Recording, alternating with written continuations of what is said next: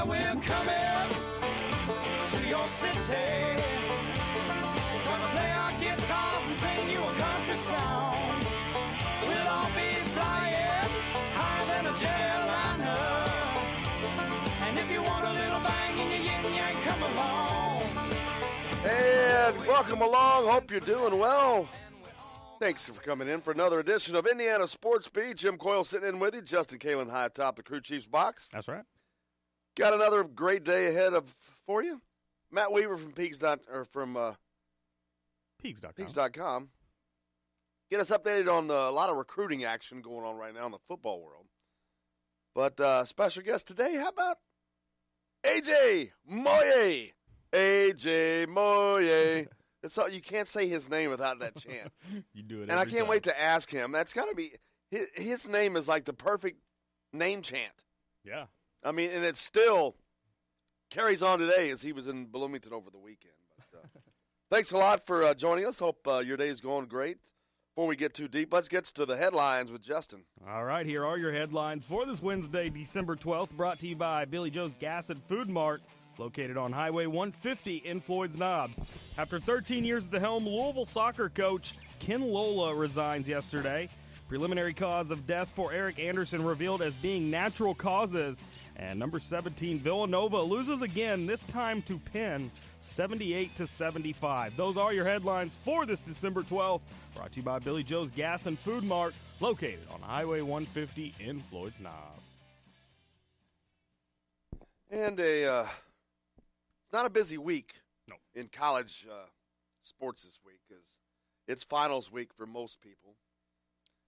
Indiana in finals, but one of the games last night was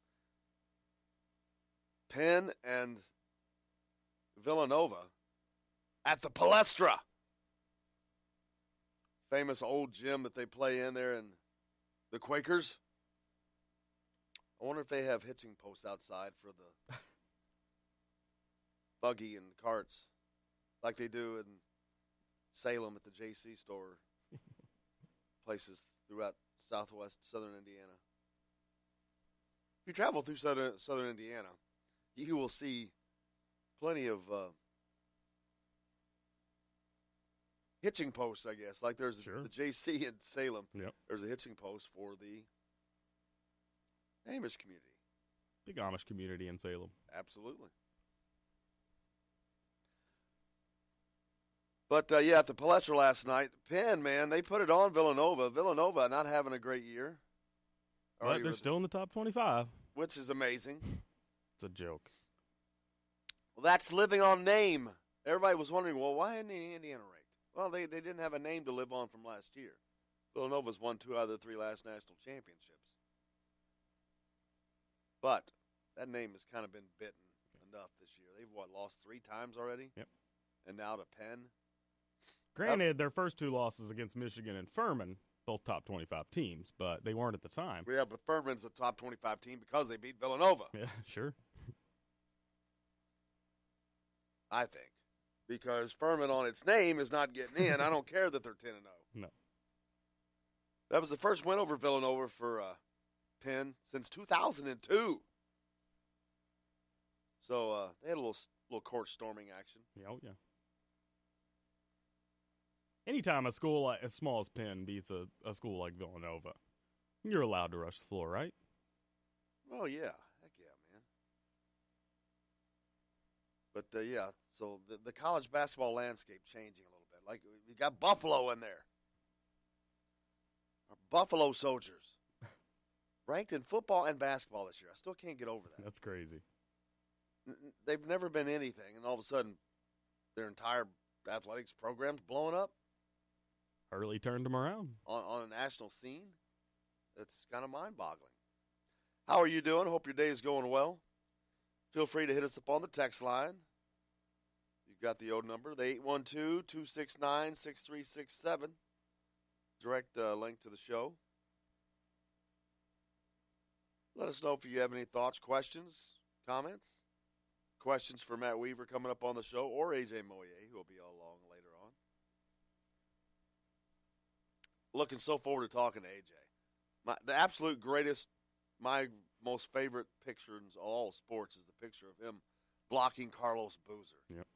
Just a great photo. And I noticed that when he was in Bloomington at the game, he found that that poster is on display inside of Assembly Hall. It's hard to explain where it is. I know where it is, but he found it, and he took a picture standing next to it. It was great.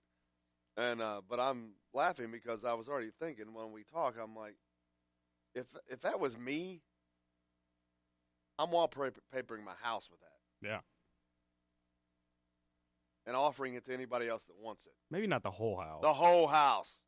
All right. The whole a kitchen and everything. Bathrooms, kitchens, closets, everything.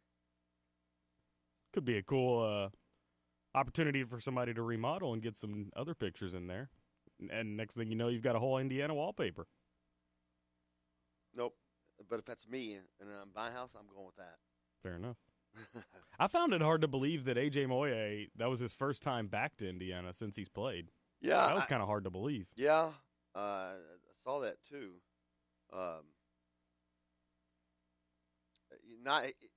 Not being from Indiana is one thing. He was from Atlanta. Mm-hmm. So, but still, yeah, it's a long time. But it's a whole different regime of, I mean, there's been 3 coaches since then. Sure. So, yeah, that was, still those guys usually have a tendency to get back a little more often than that. Mm-hmm. But, and then Lance Stemler was there that same night, and Lance ended up talking AJ into running the flags. I have to ask him about saw that. I didn't see it until afterwards. Lance was telling me about it, but it was hilarious. Those guys out there running the flags. That's a lot of running too. Yeah. That's what I was thinking. I was like, ooh, that's a lot of running. Yeah, I actually saw that on Twitter the day after that he ran the flags because Sage Steele commented on it, another Indiana alum who's on ESPN. She commented and said, well, that looks like fun. I would love to do that sometime. Jeremy Gray, the assistant AD, or assistant, well, yeah, he's assistant AD. He comments back and he was like, well, if only you knew somebody who could hook that up for you. Yeah. So look for Sage Steele running the flags here before long.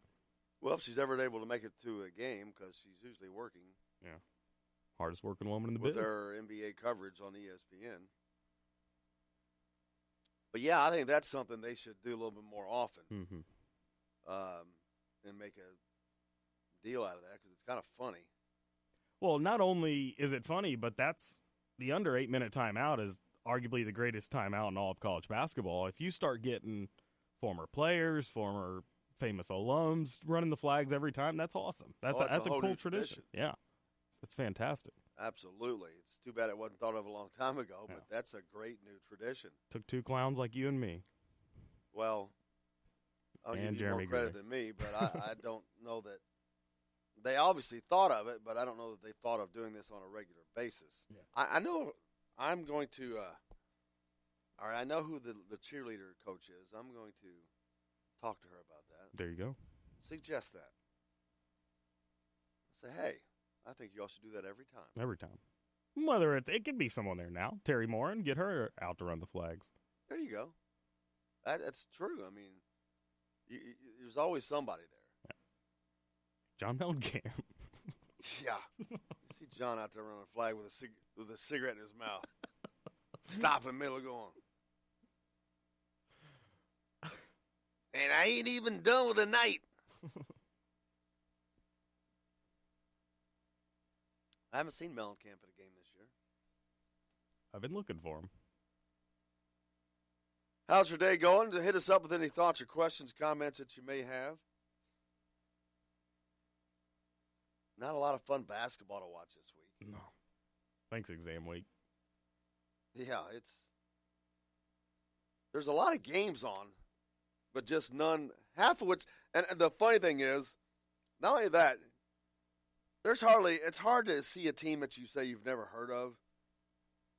Seen some teams I haven't heard of this week in the games that are showing up, which is kind of funny. Who you got? Well, how about Carver Bible? Yeah, that's a new one for me, too. I mean, Let's see. That's a resume builder there. We got that win over Carver Bible. But now I've heard of most of these, but like Carver Bible was playing Troy or is playing Troy. This is tonight's games. Carver Bible's a 3.5-point underdog. Well, let's be honest. Troy's not exactly a basketball powerhouse. That's funny. You've got here's all listed all these teams: Chattanooga, Georgia State, Fairleigh Dickinson, Lipscomb, Coppin State, Norfolk State, Rider, LIU, Brooklyn, Stony Brook, Indiana Northwest, IUPUI. That should be a good game. These are the games that are being shown. I don't ever remember even seeing these. Maybe it's because the other games are showing and they grab my attention. But, yeah, just a lack of. There's just not. Number 24, Houston does play LSU. That could be okay. Oregon plays San Diego. That could be okay. Here's one for you. CSU, Dominguez Hills. That sounds like a TV show. Oh, that's CSI. I'm sorry. San Diego. They got a tough CSU, one. Dominguez Hills. Can't forget about Bellevue University. Who? Bellevue. Bellevue? Bellevue. Who are they playing? Oh, Bellevue's playing South Dakota. Bellevue doesn't even have a record by their name. That's comedy. How do they not have a record? My guess is they're Division 2 or 3. You still got to have a record. They played games. Well, my gosh, the season started last month. ESPN doesn't go and do all that. They just want to give you the record of the big boy. Indiana Northwest, no record beside them either.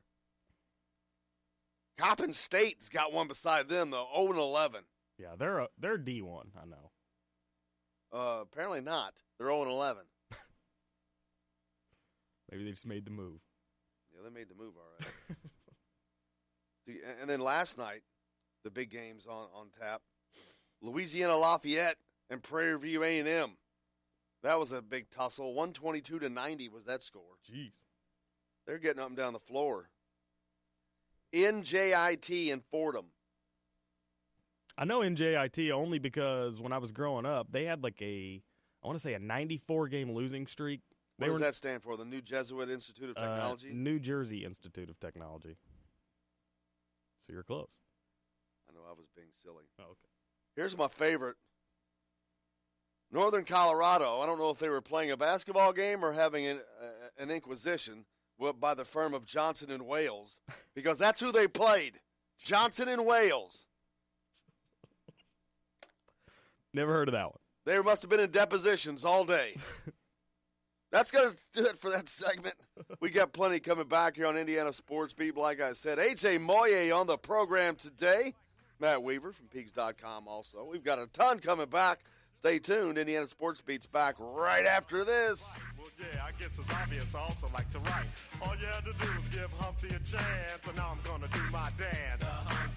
This is Jim Coyle. When I'm not on the road covering the Hoosiers, you can find me at Bubba's 33 on the northeast side of I-65 at Veterans Parkway in Clarksville. Bring the team in for that post-win meal in the family dining area, or just meet friends for happy hour. Bubba's has bold burgers, hand-tossed pizzas, mouth-watering wings, and a list of select local craft brewers for the coldest beer in town. Bubba's 33 in Clarksville. Burgers, pizza, beer.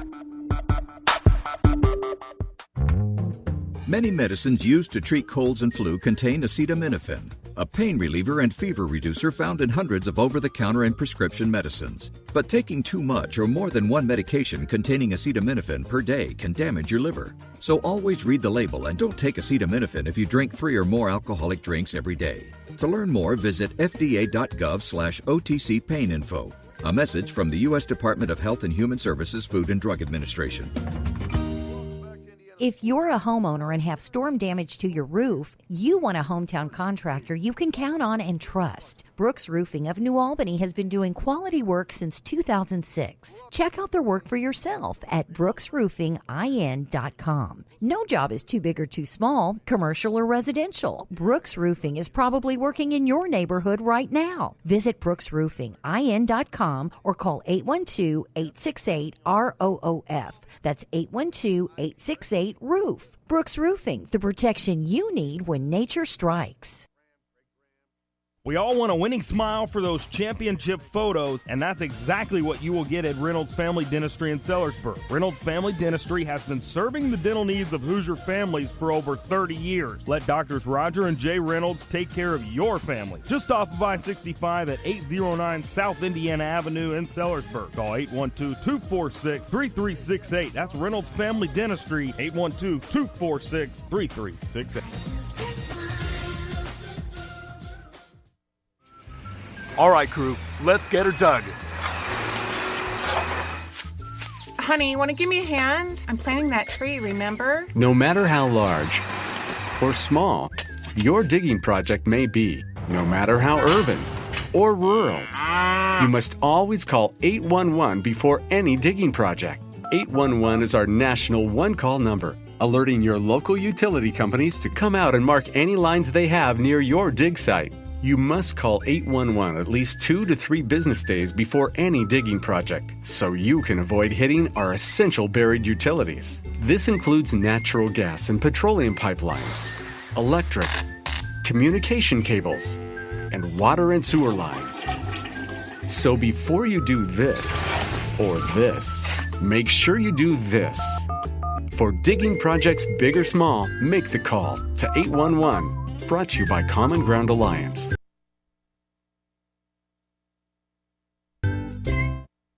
If you want to get your day off to a good start, then stop at Billy Joe's Gas and Food Mart on Highway 150 in Floyd's Knobs. While you're filling your gas tank, you could fill your own tank with a hot breakfast or try one of Billy Joe's daily lunch special. Billy Joe's Gas and Food Mart opens at 5 a.m. and everything is made fresh daily. And if you bring your own mug, coffee is only 50 cents. And Billy Joe's also has free air. The best place to start your day is at Billy Joe's Gas and Food Mart on Highway 150 in Floyd's Knobs.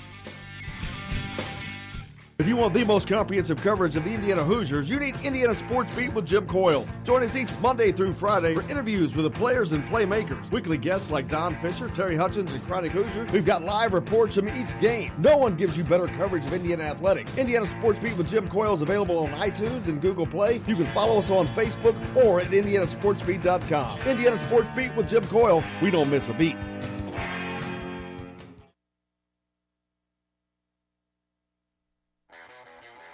Today's guest is brought to you by Bubba's 33 in Clarksville with hand-tossed pizzas, bold burgers, and ice-cold beer. Pizza, burgers, beer. Bubba's 33 in Clarksville. Welcome back to Indiana Sports Beat. Joined now by special guest Jamal Meeks, former Indiana great. Jamal, how are you, sir? Man, I'm doing awesome this morning, getting ready for practice. Sounds like great. You've moved on. You're a coach at Monmouth University of New Jersey. Is that correct? Yes, sir. Yes, sir. How's that going? How's the coaching enterprise going? We're having a tough year so far. We got a young group of guys, and we're just working, man, trying to get better. How's coaching now as being a former player and playing for someone like Bob Knight? Now you're moving on. You're the coach. You're the guy that they're looking to. What's it like being in that position, coming from where you came from? It's an honor, bro. It's an honor. Actually, it's an honor just being able to pass on the knowledge that I've acquired over the years, and then be able to pass it on to younger players. Man, is definitely what I'm in the business for. And you were an integral part of one of the greatest groups that was ever at Indiana. I mean, what a group of guys you all had. That roster was so good. It's got to be one of the best teams to not have won a national championship. And I fully think that if Alan Henderson doesn't get hurt, that certainly happens. But what a group you guys had, specifically Eric Anderson, who unfortunately we lost just a couple of days ago. Yeah, it's tough, man. Real tough day for Hoosier Nation. Eric Anderson was a great friend of mine. We grew up playing Illinois basketball together on the Illinois All-Star teams, and then, eventually going to Indiana together and making some noise in the NCAA tournament. So definitely an honor. Eric Anderson was one of my closest buddies. It was great, man, and we got a chance to reconnect. over the years from him living on the East Coast and guys living in the Midwest. So him moving back to Indiana, man, was awesome for everybody to get a chance to reconnect with him and, just be together. And that group you guys on, it was kind of unique, especially in today's world of basketball, but because most of them were from Indiana, and the ones that weren't, like you and Eric, are from, and I think maybe Chris Reynolds, from Illinois. Chris Reynolds, yeah. Right there. Yep. So everybody's from right here, and you guys built a championship team off of guys basically out of the backyard for the most part. Yes. Yeah, and, we just had a group of guys, man, that wanted to win. And we had Coach Knight that was leading us. We just wanted to win, man. Wanted to be really good. Everybody took their job serious, and we came out there and everybody did their job, and fortunately we were able to get a bunch of wins. Great time for Indiana basketball back then. They seem to be getting back there now under Archie Miller. I'm not sure how much you get a chance to follow the team as Archie Miller in his second season with Romeo Langford, the heralded freshman, leading them right now. But if you get a chance to follow the Hoosiers much? Absolutely, every game. Everybody always talks about me here at Mom that, I always wear my Indiana shorts, or I got an Indiana shirt, or I got my striped hat on. And they're like, Meeks, why you wearing that clown suit? I say, because in this clown suit, we won a bunch of games in this clown suit. Yeah, it's easy to do that. Mitchell Page, a former football player for Indiana, he was talking about he played for Guerin High School up near Carmel, and they were on an AAU squad, and on their shorts they were the Hogs, and they had their pigtails on their shorts, but they were kicking everybody's butt by like 60 points and saying, well, what are you going to do about it? Not a lot you can say at that talk about point. my tail all you want. That's right, because that's all you're going to see. That's all you get. In today's world of basketball, and again, you came up through a group of where guys they weren't coddled. This was not in the era of social media. You played under a disciplinarian, Bob Knight. Today's group of kids, a lot different than it was then. How are you able to translate what you've learned, your experiences into today's environments? Yeah, it's tough, man, because all these kids, when they have no idea. They have no idea who the old players are, the history of basketball. A lot of these guys don't know it. So then you try to tell them and talk to them and show them, and you just hope that they get it.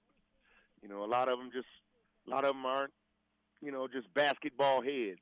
I think some of the older guys were just basketball heads. That we knew all the players, we knew all the guys from different eras. Because we studied it a lot more. Now with social media, man, you got guys that they're YouTubing and everything else on these phones now, besides watching, Karl Malone or Kareem Abdul-Jabbar.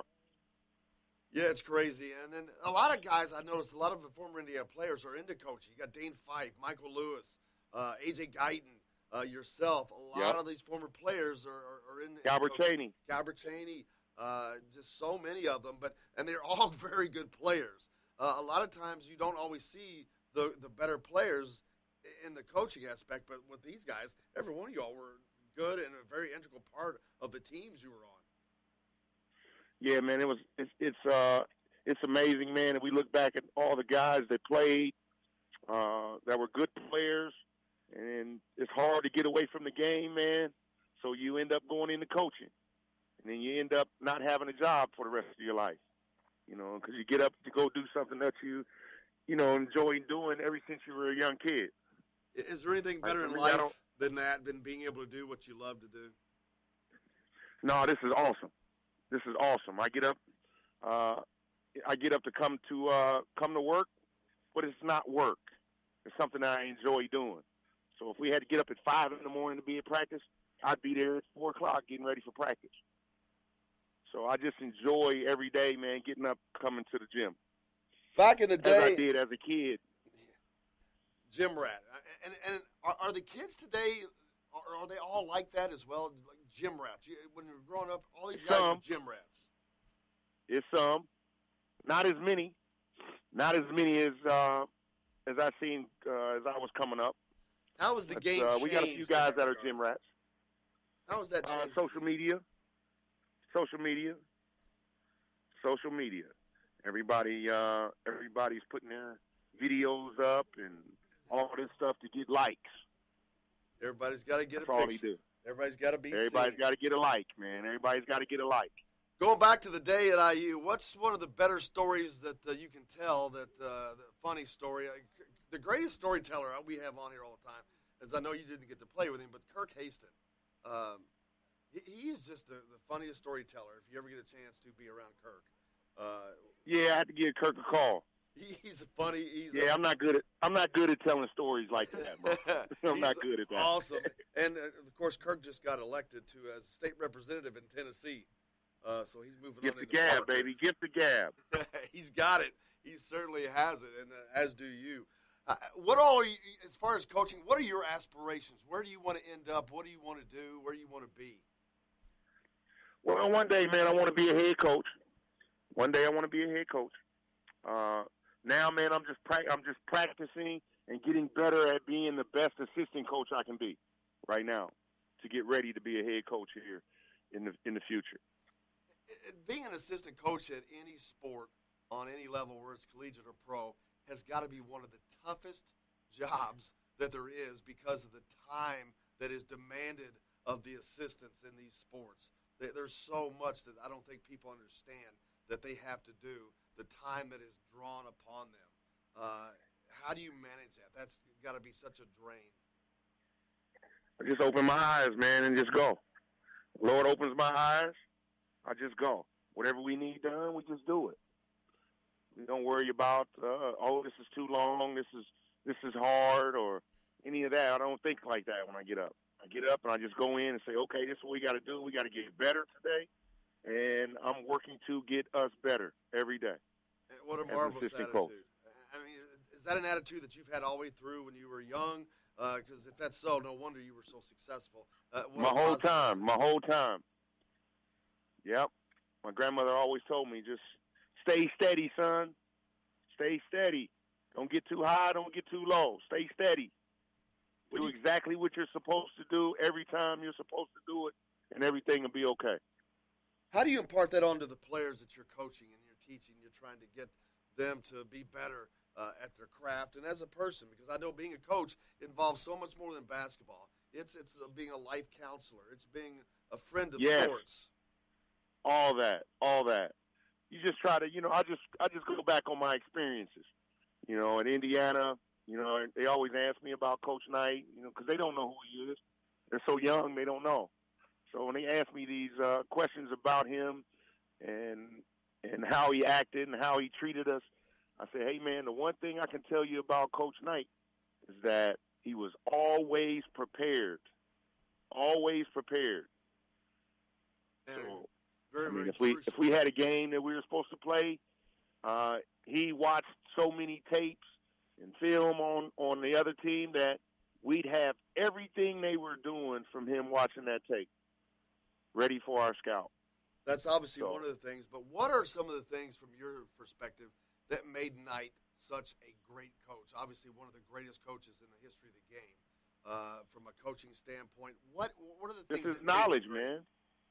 His knowledge, and then just be able to show you stuff.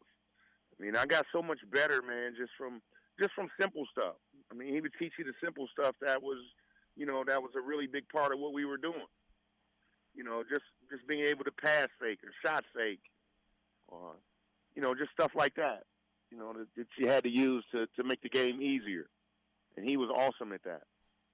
And I'm sure you get questions a lot of times, being a former Indiana player, what it was like, especially, man, you were there during a golden age. Again, I said one of the greatest groups that's come through there. What was it like being one of the Indiana basketball players at that time, being on that court in Assembly Hall? That was just an unbelievable time of talent at Indiana. It was just awesome, man, to be able to play with really good players in front of great crowds, playing against good teams. I mean, that's the experience you want as a young basketball player, is to come into an environment like that and then be able to succeed in that environment. I mean, that was just awesome for me, man. I got a lot of great friends from down there and played with great guys, and we're still friends to this day, 26 years later from playing college ball, and I still got great friends that were my teammates. Just have a couple minutes left. Talking about those teammates, I mean, Pat Graham, Greg Graham, there's so many that we haven't even mentioned yet. Are you able to stay in touch with those guys? Do you get to see them very often? Because I know you're off in New Jersey coaching, and that has so many demands on it itself. It's got to make it rough to stay in touch with everybody. Yeah, it's tough. It's tough, but I'm usually the guy that's always calling guys. I'm usually one just calls out of the blue and say, "Hey, what's going on, man? How you doing?" Like Damon Bailey is a good friend of mine. I call Damon, and it's out of the blue. And he's like, "Oh, Mixie, what's going on, man? How you doing?" "Hey, man, I'm doing great, man. I just called to check on you, make sure you're good." "Yeah, man, I'm great." So I do that with a lot of our former guys, just being a point guard, just trying to get everybody in their position and talk to each other and be together. So, well, as a coach, Damon's son's a pretty good ball player. Yeah, I told him I need him. So we got to talk about that. Hey, I don't know who all is recruiting him, but I will say this. I was at an AAU event in Louisville last summer, and I'm sitting a couple seats away from John Beilein, the coach of Michigan.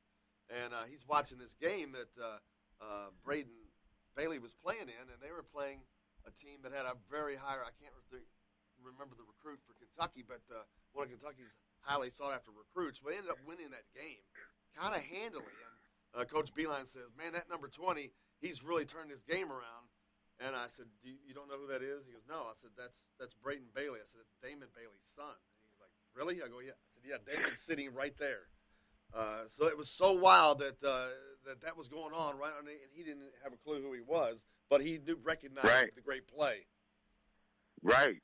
That's what usually happens. Coaches don't really know everybody's names, and they see one and it's like, "Oh, I like him." "Well, Coach, he's one of the top players in the country." "Well, I like him still."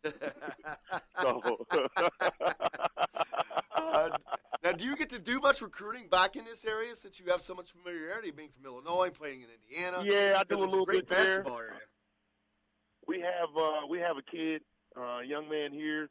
His name is Nick Rutherford. Nick's from Indianapolis. He transferred from Florida Atlantic University, and he's here on our team now.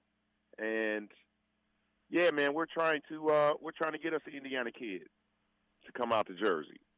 Jamal, I can't thank you enough, man. I hope we can do this again as the season progresses. You're such a joy to talk to. Amazing to hear some of these stories, and I wish you the best of luck at Monmouth this year. Hope things get going better. Yeah, we needed to, man. Say a little prayer for us over here to get this thing going. We'll send it out to Hoosier Nation. Have them all praying for you. Yeah, thank you. I need them. I need them all, too. Jamal Meeks, I can't thank you enough, sir. Thank you very, very much, and look forward to doing it again. Yeah, thanks for having me on. Thank you. Jamal Meeks, former IU great. So fortunate to have Jamal on. What a great, great time talking to him. Look forward to doing that again at some point later on in the basketball season. But love talking to those guys. It's just always enjoyable. Hope you enjoyed it as well. We've got plenty coming up today. Add to that, A.J. Moye, another former IU great, on the program today. Can't wait to talk to A.J. One of my favorite times. I was just a fan back during that season of 2012. But, man, I was very fortunate to go to those games, the games in Lexington where they beat Duke and then beat Kent State, and then on to Atlanta to beat Oklahoma and future coach Kelvin Sampson before losing to Maryland in the national championship game that season. But what a magical season that was. Looking so forward to talking to him. Also on the show today, Matt Weaver from Peegs.com. Got plenty coming, so stay tuned. Indiana Sports Beat coming right back after this.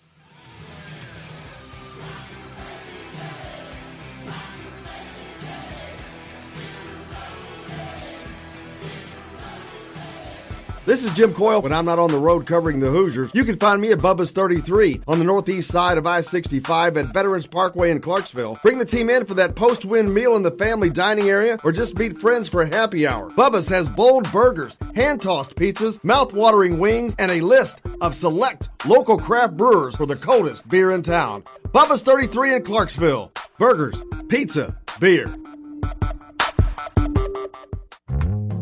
Many medicines used to treat colds and flu contain acetaminophen, a pain reliever and fever reducer found in hundreds of over-the-counter and prescription medicines. But taking too much or more than one medication containing acetaminophen per day can damage your liver. So always read the label and don't take acetaminophen if you drink 3 or more alcoholic drinks every day. To learn more, visit fda.gov/OTC pain info. A message from the U.S. Department of Health and Human Services Food and Drug Administration. If you're a homeowner and have storm damage to your roof, you want a hometown contractor you can count on and trust. Brooks Roofing of New Albany has been doing quality work since 2006. Check out their work for yourself at brooksroofingin.com. No job is too big or too small, commercial or residential. Brooks Roofing is probably working in your neighborhood right now. Visit brooksroofingin.com or call 812-868-ROOF. That's 812-868-ROOF. Brooks Roofing, the protection you need when nature strikes. We all want a winning smile for those championship photos, and that's exactly what you will get at Reynolds Family Dentistry in Sellersburg. Reynolds Family Dentistry has been serving the dental needs of Hoosier families for over 30 years. Let Doctors Roger and Jay Reynolds take care of your family. Just off of I-65 at 809 South Indiana Avenue in Sellersburg. Call 812-246-3368. That's Reynolds Family Dentistry, 812-246-3368. All right, crew, let's get her dug. Honey, want to give me a hand? I'm planting that tree, remember? No matter how large or small your digging project may be, no matter how urban or rural, you must always call 811 before any digging project. 811 is our national one-call number, alerting your local utility companies to come out and mark any lines they have near your dig site. You must call 811 at least 2 to 3 business days before any digging project, so you can avoid hitting our essential buried utilities. This includes natural gas and petroleum pipelines, electric, communication cables, and water and sewer lines. So before you do this or this, make sure you do this. For digging projects big or small, make the call to 811. Brought to you by Common Ground Alliance. If you want to get your day off to a good start, then stop at Billy Joe's Gas and Food Mart on Highway 150 in Floyd's Knobs. While you're filling your gas tank, you could fill your own tank with a hot breakfast or try one of Billy Joe's daily lunch special. Billy Joe's Gas and Food Mart opens at 5 a.m. and everything is made fresh daily. And if you bring your own mug, coffee is only 50 cents. And Billy Joe's also has free air. The best place to start your day is at Billy Joe's Gas and Food Mart on Highway 150 in Floyd's Knobs. If you want the most comprehensive coverage of the Indiana Hoosiers, you need Indiana Sports Beat with Jim Coyle. Join us each Monday through Friday for interviews with the players and playmakers. Weekly guests like Don Fisher, Terry Hutchins, and Chronic Hoosier. We've got live reports from each game. No one gives you better coverage of Indiana athletics. Indiana Sports Beat with Jim Coyle is available on iTunes and Google Play. You can follow us on Facebook or at indianasportsbeat.com. Indiana Sports Beat with Jim Coyle. We don't miss a beat.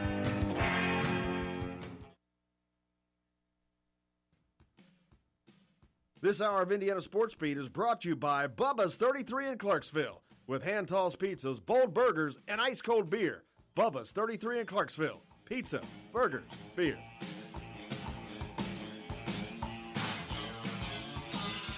Welcome back to Indiana Sports Beat. Hope your day's off to a great start. Notice that Les Miles, who's the new football coach out of Kansas, landed a big recruit. Landed one of the top JUCO quarterbacks in the country. What? To Kansas, of all places. So, making some inroads. I feel like the tide's about to change in Kansas, where football's going to take over and basketball's going to take a slide. Yeah. Bold prediction. Well, that would only happen because they get hammered from the NCAA. Correct. Which I don't see happening. They're a golden child. They're not going to do it. That's what I was going for. Oh, I'm sorry. That's Bill Self. He's at Kansas. You can't do anything to them. Yeah, he's fine. Yeah, just let them keep winning conference championships. Keep cheating. Text into the show. Joker texts in and says, "Hey, Justin, I think Jim should run the flags. Just have to be sure Tim Garl is courtside with an oxygen tank." Just courtside's ass. You better be running beside me with one. You better be right there holding out because I'm going to have to reach over and grab it. Oh, man. Oh, boy. Yeah, that would be something. That'd be fun. But, yeah, you better have the oxygen ready. 6 Minnesota players might miss a bowl game because of violating team rules, per P.J. Fleck and their athletics director, Mark Coyle, who's not my brother. My brother. That is my brother. I was about to say, isn't your brother's name Mark? Yes. But that is not him. I did not know that was the AD's name at Minnesota. The only reason I mentioned that story. Kind of funny. At least they get to go to a bowl game. That's true. How'd they get there? Oh, yeah. They beat Indiana with a freshman quarterback and a freshman receiver and a fired defensive coordinator. Well, that happened after. Exactly. Yeah. He was going to be fired. He was on his way out the door already. He just didn't know it. He was soon to be fired. But absolutely. Yeah, hit up the text line if you wish. Comments, questions. Matt Weaver from Peaks.com is on the show today. Lots of recruiting information. Indiana poised to have a great recruiting class. Yeah. They're going to need it, but they're still knocking down the recruits. A.J. Moye on the program today. If you have any questions or comments for A.J., fire those along. You can hit us up on the text line, 812-269-6367. Other than the Watt shot, is A.J. Moye's block the most memorable play in Indiana basketball history? Well, I guess you can't say that because you got, first of all, you got 5 national championships. Yeah. And you can't set those aside no matter what. I would put Keith Smart above it for sure. Absolutely. But it would have to fall in the top 5, right? For me, it does because what it meant. The timing. You know, you're freshly removed from firing an icon in Bob Knight. You're being coached by a guy who seemingly didn't know what he was doing, and in hindsight, he didn't know what he was doing. So that makes this all the more unbelievable. These players kind of did this on their own. I mean, I think a big part of it was because a lot of them were tough Midwestern basketball players, and they had some of that instilled from Bob Knight, that you can't take that away from them. But I don't think that they do the things they do if Bob Knight's on the sideline, I'll tell you that. I mean, you got Tom Coverdale down there posting some guy up in the Duke game. Bad ankle and all. Right. Posted up. He played on that bad ankle seemingly all year, it seemed like. But, well, hell, he didn't play under Knight hardly. Yeah. But I think just because of that team, there's no way in hell that team should beat Duke, no, the number 1 team in the country with Carlos Boozer and Jason Williams and who was the other big guy they had? Yeah, they did have one more big guy. Big dude. I don't know why I'm drawing a blank on that, but they were the defending national champion. They were ranked number 1 in the country. Indiana was down by 17. They even tried to give it away at the end. Poor Dane Fife fouls Jason Williams on a 3 while they're up by 4, and he hits the 3-pointer. Thank goodness he missed the free throw, but they almost get the rebound back in. Yeah. That would have been heartbreaking. Mike Dunleavy. That's not who I was thinking of, but that was the only 3 they had that were drafted into the NBA off that team. Huh. Anyway, 3 good ones. But yeah, it was just because of the time and AJ Moye 6'4", Carlos Boozer 6'8". It was just everything. It was basically David and Goliath. Mike Krzyzewski and Mike Davis? Really? How more opposite can you get? Right. Great coach, great coaching experience, great coaching success. Not. Chris Duhon would have been who you were thinking. There's another one. So all those big names that went on to the NBA, how many of the names off that Indiana team went to the NBA? Jared Jeffries. Tom Coverdale? No. Dane Fife? No. Yeah, I think that's it. I mean, they're a bunch of role players who played their role and didn't give up. Down 17 they were to that team. I can remember that day. That was in Rupp Arena. Great day. Yeah, Jared Jeffries was the only one. Well, I knew that. I mean, that was, but that, and then how ironic was it that they would go on to the Final Four and beat their future coach? Yeah. But that's another great team they beat. They beat that Oklahoma team. How the hell does that happen? Yeah. They were, what, a 2-seed? 2-seed, I think. It's just incredible. Again, Mike Davis going up against Kelvin Sampson. I mean, say what you wish. Had the sanctions not happened against Kelvin Sampson, and I was having this conversation with Lance Stummer the other night, and he said this. And he goes, most of that was bull. He said, if that doesn't happen, Indiana, he goes, they hang another banner under Kelvin Sampson. Oh, for sure. That year. And I believe that. 2008 was their year, no doubt. I mean, wow. Oh. You think Kelvin Sampson's still there? All that stuff's legal? Oh, yeah. Of course. Text messages, phone calls, come on.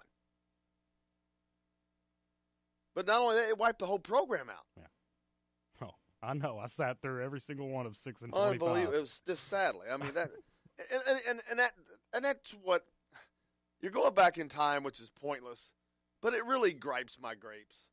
I mean, again, we're talking text messages and phone calls that are now freaking legal, but yet you got places like North Carolina with academic fraud for 18 years, and it's, oh, well, you know, it's North Carolina. It's okay. You got Bill Self out there. Thanks a lot for the recruit, Adidas. Appreciate that. Oh, it's Kansas. They're one of our golden children. It's okay. Don't worry. Give it 6 to 8 years, and all that stuff will be legal, too. Well, apparently it is if you're Kansas and Duke. Kentucky, you can do whatever you want. Yeah. Speaking of Kentucky, how long's John Calipari got left? What did I tell you at the beginning of this season? It's his last year? No. Is that what you said? You don't remember? I don't remember. I said he's got 2 seasons left in Lexington. Max. I think I'm with you on that. I said that at the beginning. I don't. It may have been before the season started. I'll give you credit. Say it was before. It's even if it's not. I've said it way back. It's been a minute. 2 seasons. But you know what that has more to do with? The minute the rule that bars kids from going directly to the NBA, he's done. Is that 2020? I don't know if it's that soon. I think it might be before that. I mean, Kentucky fans are pretty well over the whole John Calipari But thing. do you know why? Because they're not winning. And which is why they're not getting these one and dones, these tons of one and dones. He's not getting those anymore. And guess what? That requires coaching. Guess what he can't do? Coach. As a matter of fact, that was evident on Saturday. Boy, was it! I even heard our friend TJ talking from Kentucky Roll Call, questioning several coaching moves of Calipari. He can't coach. He can only out-talent people. I've said that. It's not like I'm creating that. It's well known. He's not a coach. He's a carnival barker. He's a used car salesman in a cheap suit. In a very expensive suit, actually. But that's it, man. In my opinion. I don't think he can coach. No, I agree with that. Tim texts in and says, Jim needs to take Jim, take your blood pressure meds. It's too late. And then Joker says that team would have not had the green light to shoot the 3 under Knight like they did under Davis. Oh, no. That team did fire a lot of threes. Kyle Hornsby, Dane Fife, Tom Coverdale. They could all shoot. It was so fun. It was just a unique situation. I don't advocate not having a coach. But in that situation, those guys were pretty well coached, pretty well. So you got guys that are going to be coaches, Dane Fife. It was just a unique group. They were kind of like, in essence, like the Bad News Bears of not having of really having a coach, of kind of doing it on their own kind of a thing. Not that they were like the Bad News Bears talent-wise, but they were like the Bad News Bears with talent, and they were able to put that together. What a sweet run! Oh my gosh, what a fun time, and a great story. I can't wait to talk to AJ, and I think I may have mentioned this, but and I'll mention it again when AJ's on, but when I went to Atlanta, I went with one of my best friends growing up, Mark, his father, Oski. We went down there, and we're walking in, and we're talking to this gentleman and all the way in, and as Oski said, goes, man, he sure had a lot of interest in that game. And then finally it came out that was AJ's father. And I mentioned that to AJ when I met him. He said, man, that means a lot because he passed away 2 years ago. Mm. But just very unique situation. But what a unique team, an awesome team. We've had Tom Coverdale on the program. Dane Fife's been on the show. It's what a great team that was. And a fun time. And a fun time in Indiana history, actually. Absolutely. Boy, did they need that then. The program needed it then because of what it had just been through, but what it was about to go through. It would be the beginning of a bad odyssey for Indiana basketball. Still is, to be honest. Still trying to get out of it, yeah. Still trying to find their way out of that, the abyss. And sure, they've had great years in between, but it's Indiana's basketball still not back to where it was. Consistent, not to the consistency to where it normally is, which I think is heading back in that direction because you've got Archie Miller landing Romeo last year. You've got him getting Trace Jackson-Davis this year, and more than likely he's going to get Keon Brooks to go along with that. And he's got Rob Finney on there from Indiana, and he's got Armand Franklin from Indiana, and these Indiana recruits that are coming in, and not just the Indiana recruits, but the guys that are around here. And I was talking about that team when we talked with Jamal Meeks. That team was built on Indiana players and Midwest players. Jamal Meeks, Chris Reynolds, Eric Anderson from right across the border in Illinois. Dane Fife, not on that team, but on the team I was talking about a minute ago from Michigan. So when Indiana's built on Indiana and Midwest players, they seem to have a lot of success. Oddly enough, though, that team in 2001-2002, they only had 4 players from the state of Indiana. Yeah, I was more talking about back around the 92. Yeah. That class of 89, one of the greatest classes to ever come to Indiana. Pat Graham, Greg Graham, Calbert Cheney, Chris Reynolds. I'd have to look to see who all was on that class. It's crazy, though. Just crazy good. Todd Leary. Could have been others. Eric Montross played with Todd Leary in high school, was an IU recruit. Yeah. My God, what would that have done? That's the difference between national championship and not right there.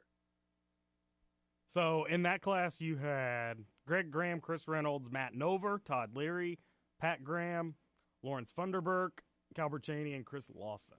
When do you ever see a class nowadays where you bring in 8 players? Not just 8 players. You didn't name a guy that wasn't good. And 6 of those guys, by the way, were from Indiana, 1 from Illinois, 1 from Ohio. So there you go. And all very good. Lawrence Funderburk, Matt Nover was in that class? Yeah.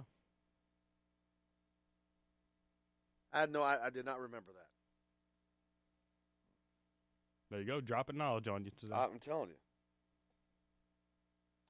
you.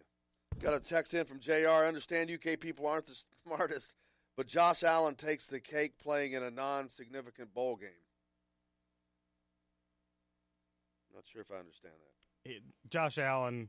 I know he's a great defensive player. He's going to play in the bowl game. Oh. So he's saying, from what I gather, he's saying he likes Josh Allen because he's going to make the decision to play. I love that. I love it because Josh Allen is one of the top awarded defensive players in college football this year. Should be a top 10 pick. And, yeah, the fact that he's playing in the bowl game, love it. I don't care that it's even for Kentucky. I love it. Yeah. I love when players are given to their schools who's given to them. And that's it. That's absolutely how you have to look at it. I mean, this school's given you so much for the past 4 or 5 years in some cases. Give back. You're going to the NFL? Why are you going to the NFL? Because you played has prepared you, taught you, coached you, grown you, fed you. Yep. built you up, given you all the resources to get to that position. And now you're going to bow out? Pansy. It's baloney. It's crap. Speaking of Kentucky, Tim texts in and says, remember Romeo questioned Cal's coaching. Well, he ain't alone. Let's just say that. He ain't alone. Probably the best way to say it. We don't even have to talk about it. It's a given. It's not even, I don't think that's even up for discussion. It's a given.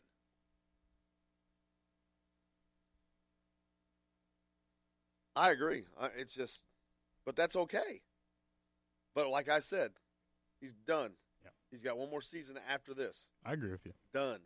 Out. Because there's no way he can out-talent people then, because if he's not getting the recruits now, what the hell do you think is going to happen when that rule changes? Over, baby. Hopefully nobody gets them. And did you happen to notice, did you happen to notice that Kentucky's recruiting has gone away, coincides with the FBI investigation into the shoe contracts, into these shoe companies helping out? Huh. Is that just a coincidence? Maybe. I wonder. Just perfect timing. Now all these investigations are in place, and their recruiting just goes by the wayside. Huh. Huh. Wonder how that happened. Maybe you should ask Bill Self to send another text. We got plenty more coming up on the program. Stay with us. AJ Moye's on the show. India Sports Beat's back right after this.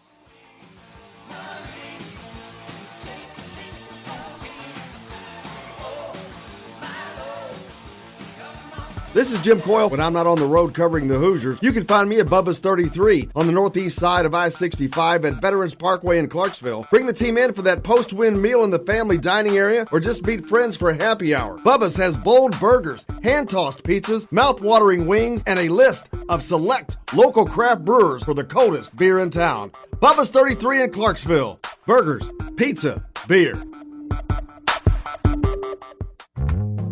Many medicines used to treat colds and flu contain acetaminophen, a pain reliever and fever reducer found in hundreds of over-the-counter and prescription medicines. But taking too much or more than one medication containing acetaminophen per day can damage your liver. So always read the label and don't take acetaminophen if you drink 3 or more alcoholic drinks every day. To learn more, visit fda.gov/OTC pain info. A message from the U.S. Department of Health and Human Services Food and Drug Administration. If you're a homeowner and have storm damage to your roof, you want a hometown contractor you can count on and trust. Brooks Roofing of New Albany has been doing quality work since 2006. Check out their work for yourself at brooksroofingin.com. No job is too big or too small, commercial or residential. Brooks Roofing is probably working in your neighborhood right now. Visit brooksroofingin.com or call 812-868-ROOF. That's 812-868-ROOF. Brooks Roofing, the protection you need when nature strikes. We all want a winning smile for those championship photos, and that's exactly what you will get at Reynolds Family Dentistry in Sellersburg. Reynolds Family Dentistry has been serving the dental needs of Hoosier families for over 30 years. Let Doctors Roger and Jay Reynolds take care of your family. Just off of I-65 at 809 South Indiana Avenue in Sellersburg. Call 812-246-3368. That's Reynolds Family Dentistry, 812-246-3368. All right, crew, let's get her dug. Honey, want to give me a hand? I'm planting that tree, remember? No matter how large or small your digging project may be, no matter how urban or rural, you must always call 811 before any digging project.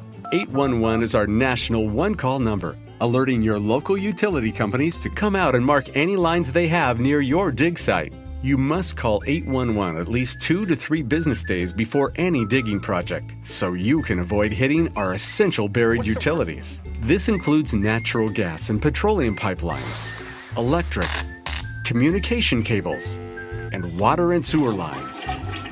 So before you do this or this, make sure you do this. For digging projects big or small, make the call to 811. Brought to you by Common Ground Alliance. If you want to get your day off to a good start, then stop at Billy Joe's Gas and Food Mart on Highway 150 in Floyd's Knobs. While you're filling your gas tank, you could fill your own tank with a hot breakfast or try one of Billy Joe's daily lunch special. Billy Joe's Gas and Food Mart opens at 5 a.m. and everything is made fresh daily. And if you bring your own mug, coffee is only 50 cents. And Billy Joe's also has free air. The best place to start your day is at Billy Joe's Gas and Food Mart on Highway 150 in Floyd's Knobs.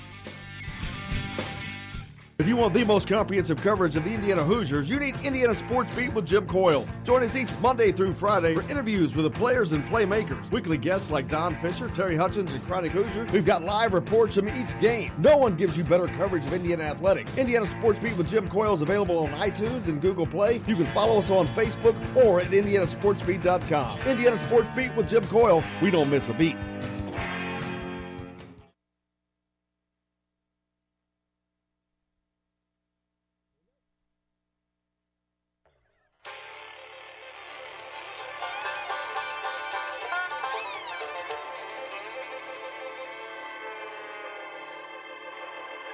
Well, we're coming to your city.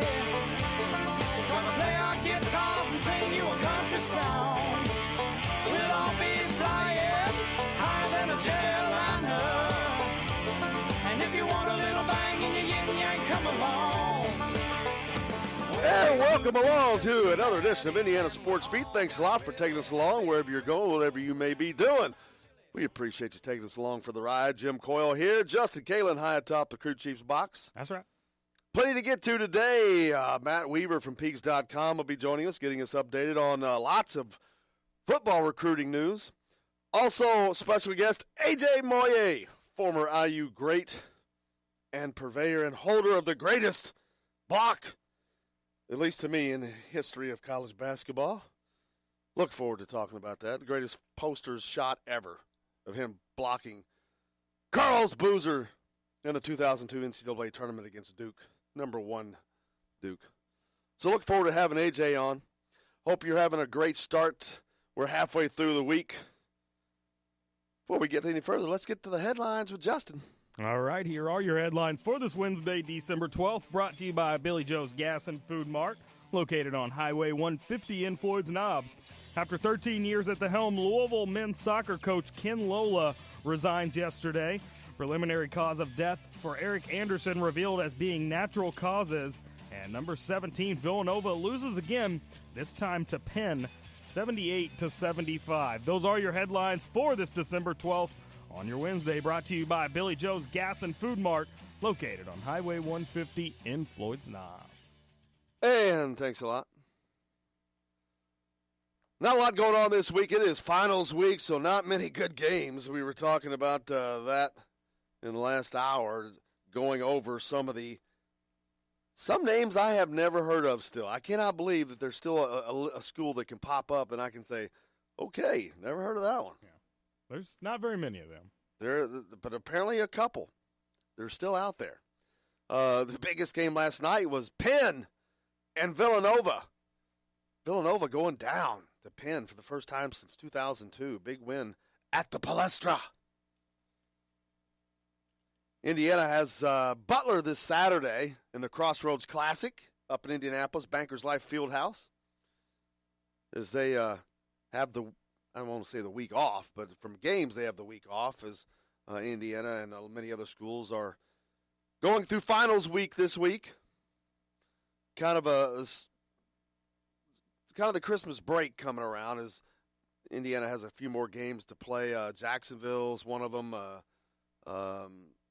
Is it Chicago State? Who's the other? There's another one. Let me look real quick. I know Jacksonville's on the 22nd. Before they start Big Ten play, or resume Big Ten play, I guess it should say, on January 3rd. But not a lot going on right now, but big show today. A.J. Moye on the program. So if you have any questions or comments for A.J. or Matt Weaver, hit us up on the text line at 812-269-6367. Let us know what your thoughts are. Any questions, comments? JR did so earlier. Joker's done so. Central Arkansas is the other one. There you go. And then Tim texted into the show. He said, remember UV Blob? Did he ever play in the NBA? Who? UV. Good question. Uwe. Uwe was from Is that back. how they said it? Uwe? Uwe. I've always heard it as UV. Uwe.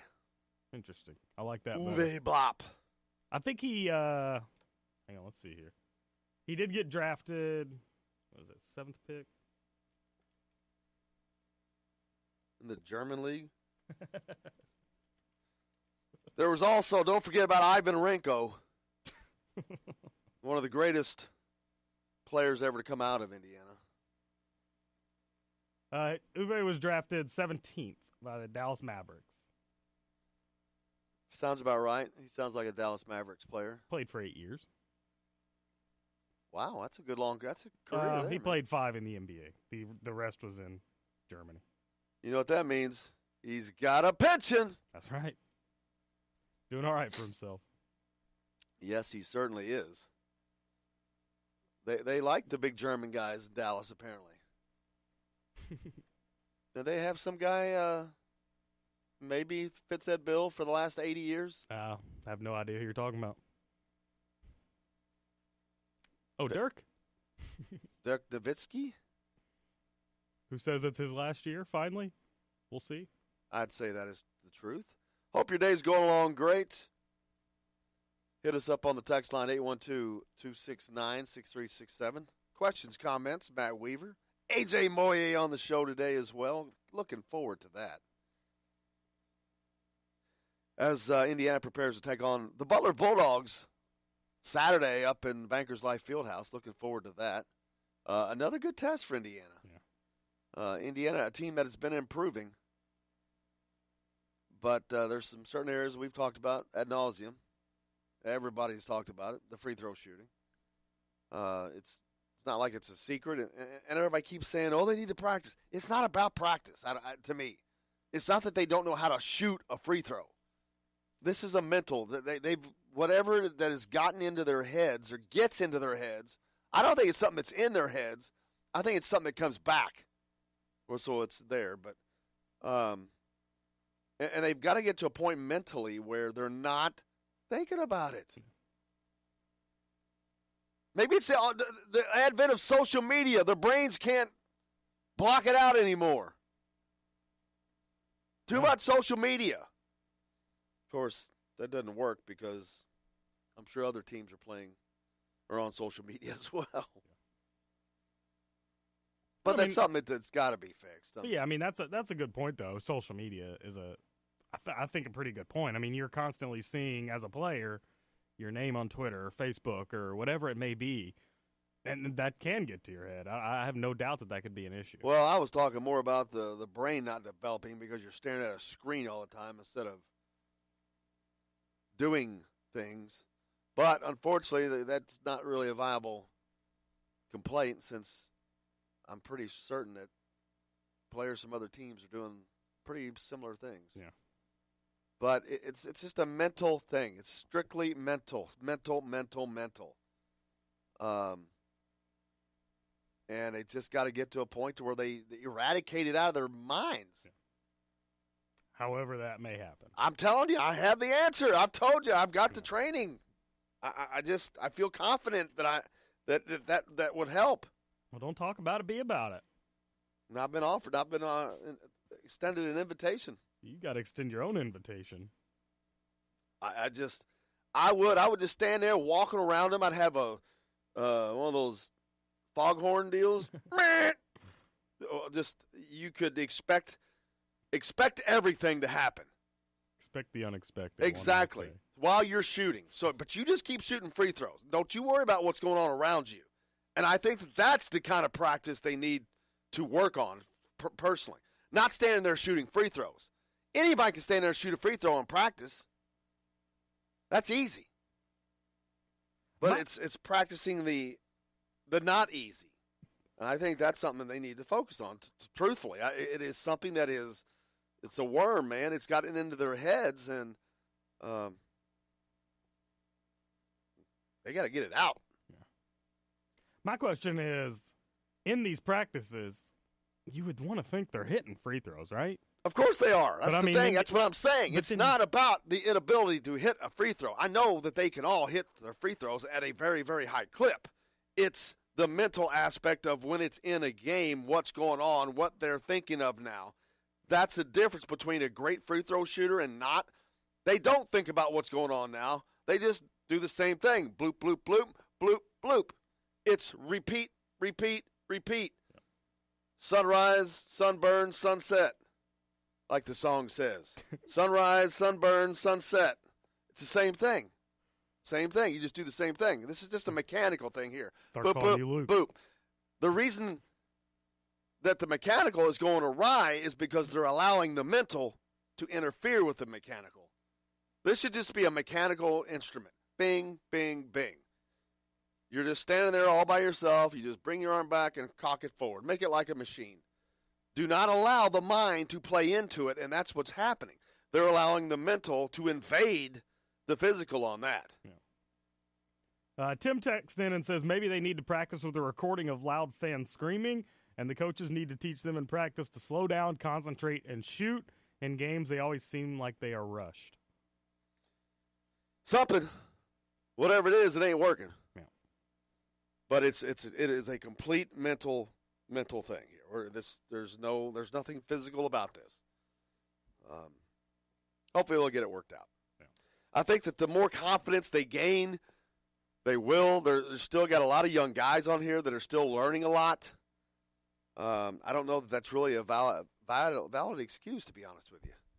I just think that you are what you are. You should be able to focus on that and do that, and hopefully they'll get back to that because it's a very valuable part of the game. Sure.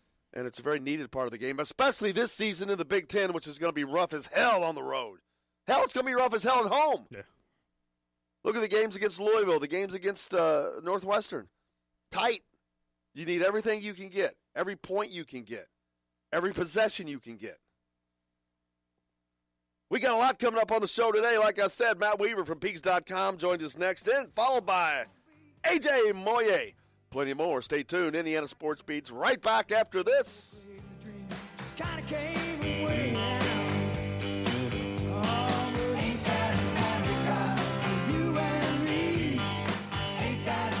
This is Jim Coyle. When I'm not on the road covering the Hoosiers, you can find me at Bubba's 33 on the northeast side of I-65 at Veterans Parkway in Clarksville. Bring the team in for that post-win meal in the family dining area or just meet friends for happy hour. Bubba's has bold burgers, hand-tossed pizzas, mouth-watering wings, and a list of select local craft brewers for the coldest beer in town. Bubba's 33 in Clarksville. Burgers, pizza, beer.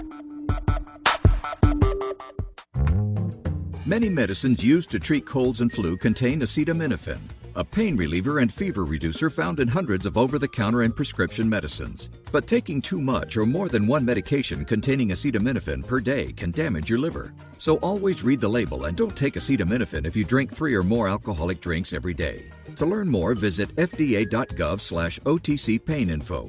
A message from the U.S. Department of Health and Human Services Food and Drug Administration. If you're a homeowner and have storm damage to your roof, you want a hometown contractor you can count on and trust. Brooks Roofing of New Albany has been doing quality work since 2006. Check out their work for yourself at brooksroofingin.com. No job is too big or too small, commercial or residential. Brooks Roofing is probably working in your neighborhood right now. Visit brooksroofingin.com or call 812-868-ROOF. That's 812-868-ROOF. Brooks Roofing, the protection you need when nature strikes. We all want a winning smile for those championship photos, and that's exactly what you will get at Reynolds Family Dentistry in Sellersburg. Reynolds Family Dentistry has been serving the dental needs of Hoosier families for over 30 years. Let Doctors Roger and Jay Reynolds take care of your family. Just off of I-65 at 809 South Indiana Avenue in Sellersburg. Call 812-246-3368. That's Reynolds Family Dentistry, 812-246-3368. All right, crew, let's get her dug. Honey, want to give me a hand? I'm planting that tree, remember? No matter how large or small your digging project may be, no matter how urban or rural, You must always call 811 before any digging project. 811 is our national one-call number, alerting your local utility companies to come out and mark any lines they have near your dig site. You must call 811 at least 2 to 3 business days before any digging project, so you can avoid hitting our essential buried utilities. This includes natural gas and petroleum pipelines, electric, communication cables, and water and sewer lines. So before you do this or this, make sure you do this. For digging projects big or small, make the call to 811. Brought to you by Common Ground Alliance. If you want to get your day off to a good start, then stop at Billy Joe's Gas and Food Mart on Highway 150 in Floyd's Knobs. While you're filling your gas tank, you could fill your own tank with a hot breakfast or try one of Billy Joe's daily lunch special. Billy Joe's Gas and Food Mart opens at 5 a.m. and everything is made fresh daily. And if you bring your own mug, coffee is only 50 cents. And Billy Joe's also has free air. The best place to start your day is at Billy Joe's Gas and Food Mart on Highway 150 in Floyd's Knobs. If you want the most comprehensive coverage of the Indiana Hoosiers, you need Indiana Sports Beat with Jim Coyle. Join us each Monday through Friday for interviews with the players and playmakers. Weekly guests like Don Fisher, Terry Hutchins, and Chronic Hoosier. We've got live reports from each game. No one gives you better coverage of Indiana athletics. Indiana Sports Beat with Jim Coyle is available on iTunes and Google Play. You can follow us on Facebook or at indianasportsbeat.com. Indiana Sports Beat with Jim Coyle. We don't miss a beat.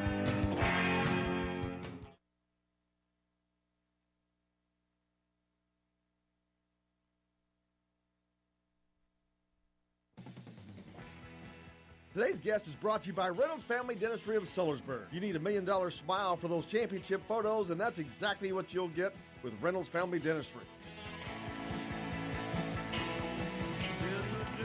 Welcome back to Indiana Sports Beat. Joined now by Matt Weaver from Peaks.com. Matthew, how are you, sir? I'm okay. How are you doing? Good, good. Busy time in the world of football recruiting right now, and Indiana poised to bring in a really, really good recruiting class on top of a good recruiting class from last year. Yeah, they had a big weekend this past weekend. We talked about it a little bit last week, and none of the guys that came in have made a decision yet, but I think they're close to getting some. Some still have some visits to make before signing day next week, and some are just kind of waiting. I think to maybe make their decision or reveal what they're going to do. But it was a good weekend. A lot of big-time guys came in. Several of their top targets were on campus, and it seemed like it was a very successful weekend. Now, how successful we'll find out. I mean, obviously, it's great if they have fun, but at the end of the day, you got to get some commits out of it. Yeah, and I know the odds are long for many different reasons, but what would it mean to Indiana if they could land someone like David Bell? Well, I mean, for one, at least I'd have to go back and look, but he might be the highest-rated recruit, at least in the time I've been doing this. And, they had the 2012 or 13 class, I can't remember which one it was, when they had David Kenny and Darius Latham and Antonio Allen and Rashard Fan. They actually had 4 four-star guys in that class. And I'd have to look at the rankings, but it would just be huge because, obviously coming off 2 disappointing seasons, you beat out your main rival, your big rival in Purdue, and obviously they're coming off 2, not great seasons, but 2 bowl seasons, and so they had some momentum. To steal him from them would be a monster. Plus, and that's just talking about off the field. On the field, he's a really special player. I mean, 6'2", 6'3" or so, long, athletic, explosive. Can take a 5-yard slant, take it 70 yards to the house. You can throw the ball deep to him downfield. He's a terrific player. I mean, that's why he's rated what he is and why he's got the offers he's got. And they like to get another receiver, and they've got a good group of receivers, but this is a guy that could come in and immediately, I think he could have a Rondell Moore type impact next year for a team. Absolutely. Has Indiana ever landed a 5-star? maybe back years ago, I think like Bo Barzalauskas. This was obviously before the internet days, but there was rating services back then. I think Bo Barzalauskas was a 5-star, and I want to say, and this is going way back, Dave Schnell, the quarterback. Right. But in the present kind of recruiting site days, no, they did for a few months when they had Gunnar Kiel. Yeah, I was thinking about that earlier, but they never got it. Yeah, so they did. They actually had a 5-star commit for, I think how long Gunnar was committed. I don't know, about 3 or 4 months. But yeah, they never in these kind of recruiting internet days, they've never signed a 5-star. Which numbers are only a number, but that seems to bear things out as they go forward. But Indiana, like I said, looking to add a good recruiting class, which is very, very important because Tom Allen's main theme is to continue to add depth, which we all know is extraordinarily important. It's something Indiana has not had the luxury of as a program in the Big Ten, which is the difference between competing in that Big Ten East and not. And speaking of the Big Ten East, been some talk that there is a possibility of the divisions going away, which I know that that's not something that's going to happen overnight, but at least that discussion has been brought up because now with the Big Ten sitting out of the college football playoffs for the last couple of years, they're looking at having to do something different with obvious reasons. You've got a Big Ten East that is packed tighter than any division in any conference in football, I think, and that includes the SEC. Yeah, and the other thing people have talked about, I don't think this is going to be changed, but is the 9-game conference schedule. A couple other conferences don't do that; they only play 8. But the divisions, and I said this, just to people privately, but I don't know if we've talked about it. To me, this was where it was headed. That they missed out on the playoff for the second year in a row, and that's what happened. That's a lot of money. First of all, it's a bad look for the Big Ten. You're supposed to be with the SEC, the preeminent football conference in football. 2 years in a row, you're not in the playoff. But secondly, it's a money grab. I mean, you're missing out on a bunch of money by not playing having a team in that playoff, playing in one of those two, whatever you want to call them, Final Four type bowl games to go to the national title.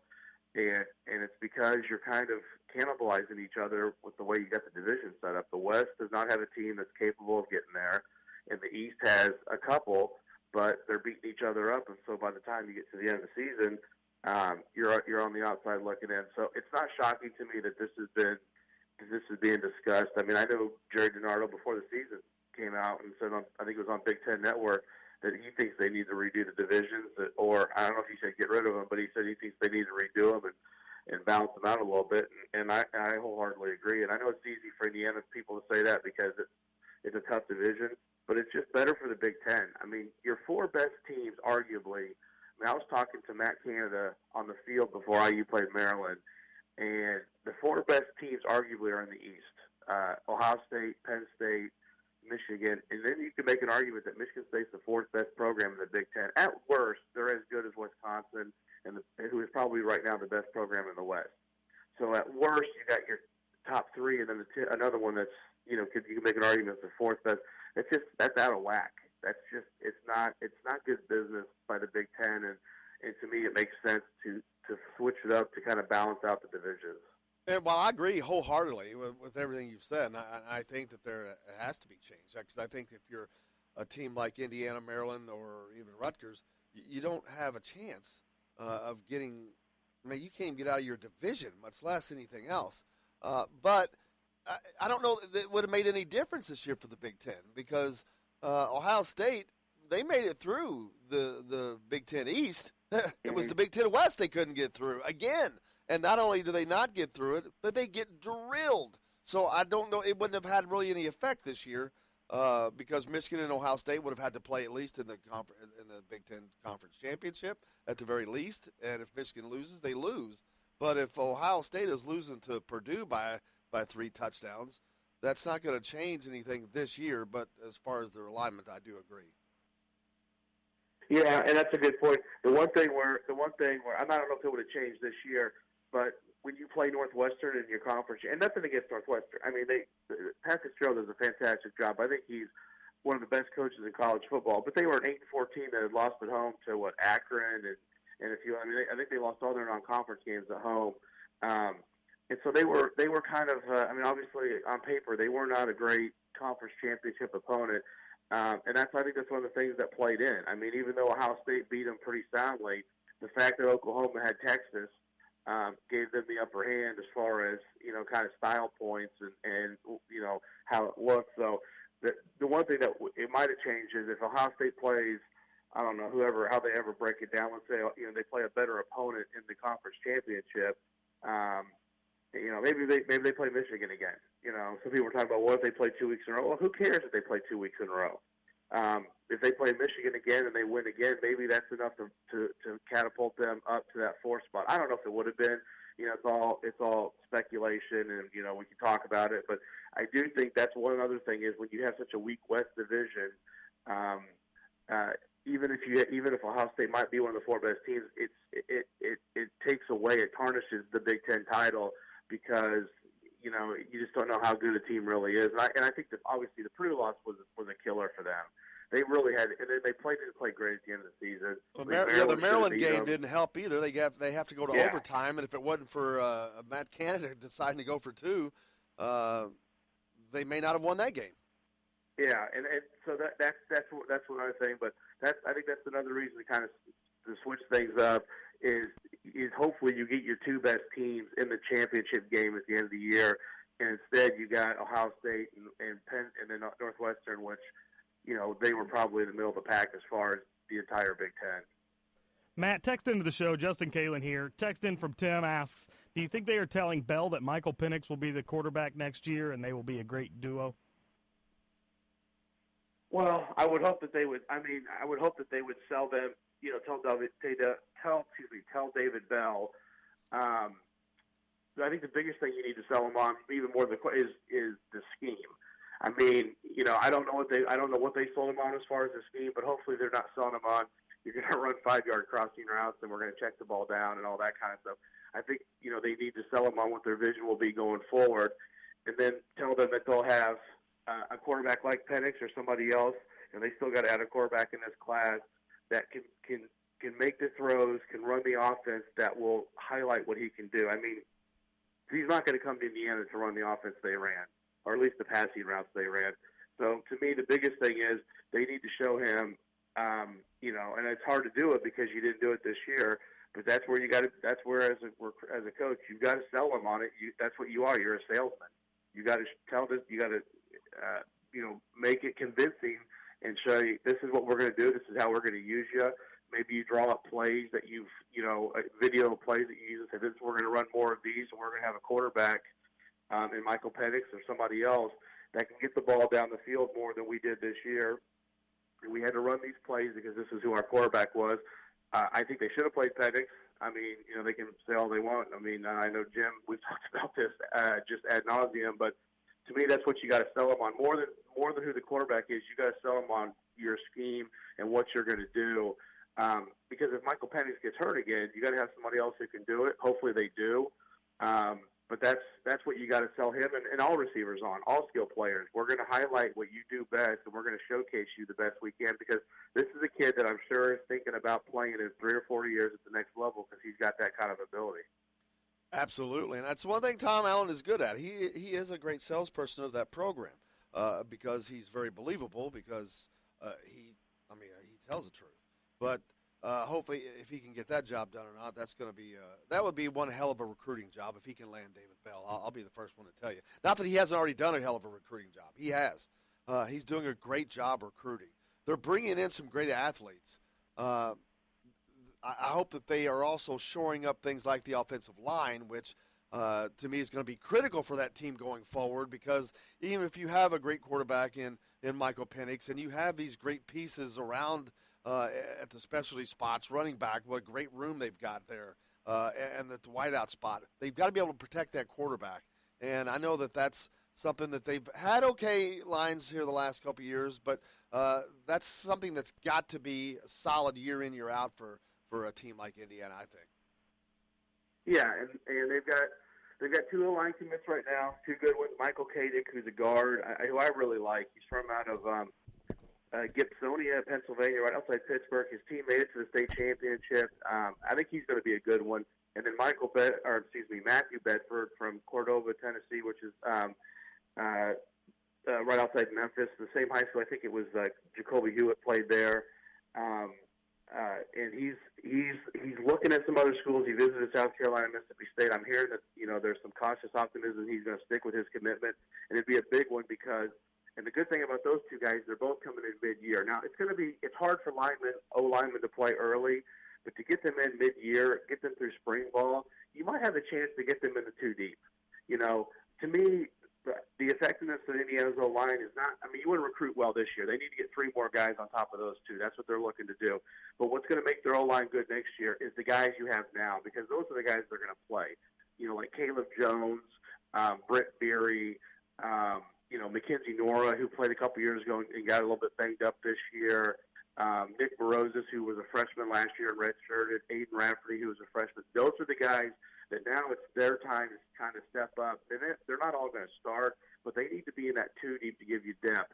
And then obviously you need guys like Simon Stepniak and Hunter Littlejohn, Harry Kreider, Coy Cronk will be back.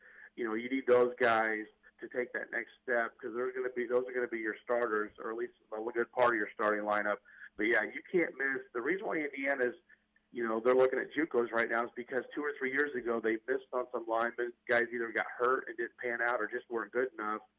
And you don't really see the effects of a bad recruiting class at O-line until about 3 years down the road, because that's when those guys are starting to become your starters and your main guys. So it's just so important to hit on those every year. You're not going to get every single guy right, but you can't go like 1 for 4 or 0 for 3 in a recruiting class. You just can't do that. You got to get a couple of them because that's such a hard position to find good players at and to get guys ready to play as soon as possible.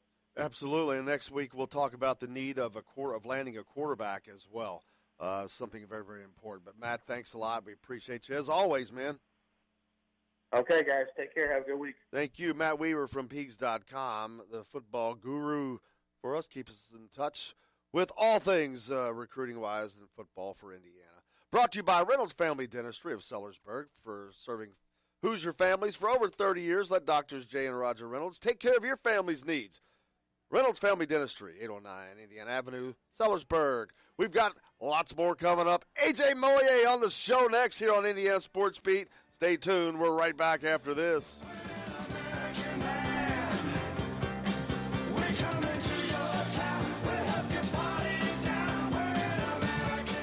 This is Jim Coyle. When I'm not on the road covering the Hoosiers, you can find me at Bubba's 33 on the northeast side of I-65 at Veterans Parkway in Clarksville. Bring the team in for that post-win meal in the family dining area or just meet friends for a happy hour. Bubba's has bold burgers, hand-tossed pizzas, mouth-watering wings, and a list of select local craft brewers for the coldest beer in town. Bubba's 33 in Clarksville. Burgers, pizza, beer.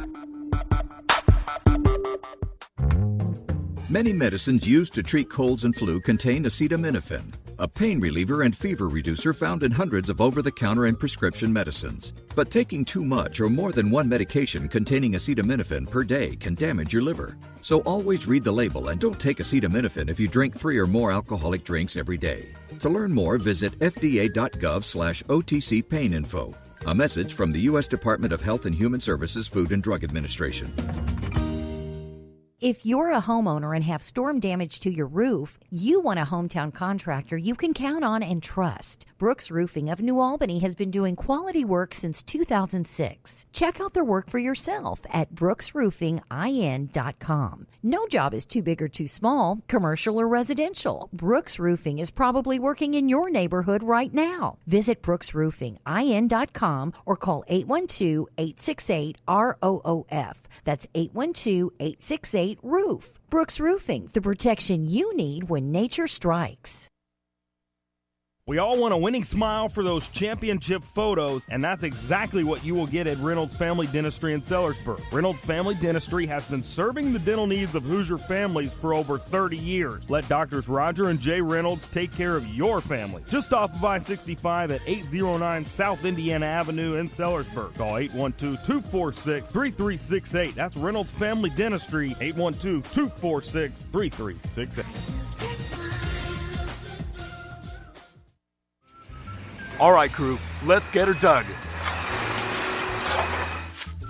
Honey, want to give me a hand? I'm planting that tree, remember? No matter how large or small your digging project may be, no matter how urban or rural, you must always call 811 before any digging project. 811 is our national one-call number, alerting your local utility companies to come out and mark any lines they have near your dig site. You must call 811 at least 2 to 3 business days before any digging project, so you can avoid hitting our essential buried utilities. This includes natural gas and petroleum pipelines, electric, communication cables, and water and sewer lines.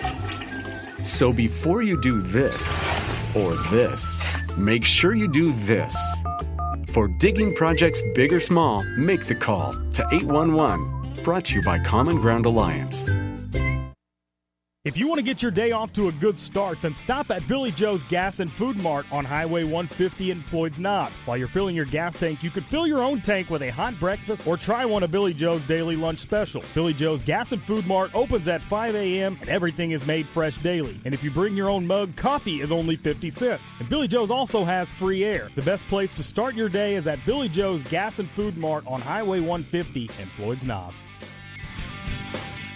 If you want the most comprehensive coverage of the Indiana Hoosiers, you need Indiana Sports Beat with Jim Coyle. Join us each Monday through Friday for interviews with the players and playmakers. Weekly guests like Don Fisher, Terry Hutchins, and Chronic Hoosier. We've got live reports from each game. No one gives you better coverage of Indiana athletics. Indiana Sports Beat with Jim Coyle is available on iTunes and Google Play. You can follow us on Facebook or at indianasportsbeat.com. Indiana Sports Beat with Jim Coyle. We don't miss a beat.